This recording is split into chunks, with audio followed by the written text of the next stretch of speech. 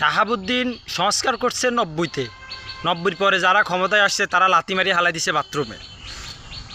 ফখরুদ্দিনও করল 2011-এর সময় সংস্কার, তখন লাথি মারি হালাই দিছে ফ্যাসিবাদী জননী বাথরুমে সংস্কারের কাগজপত্র।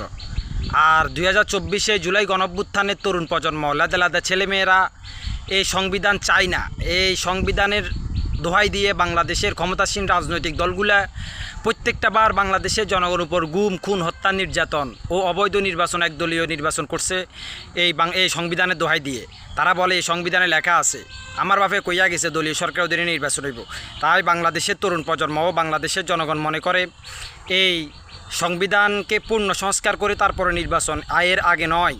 ডক্টর ইউনূসকে বাংলাদেশের 18 কোটি জনগণ বসাইছে সংস্কার ও বিচার কাজ করার জন্য, নতুন একটি বাংলাদেশ গড়ে তোলার জন্য। ওনার কাজ সংস্কার, বিচার, নতুন বাংলাদেশ গড়ে তোলার জন্য। ডক্টর ইউনূসের পক্ষে বাংলাদেশের ছাত্র জনতা আছে। ভারতীয় আগ্রাসন রুখে দেওয়ার জন্য এই ডক্টর ইউনূসকে বাংলাদেশের জনগণের দরকার।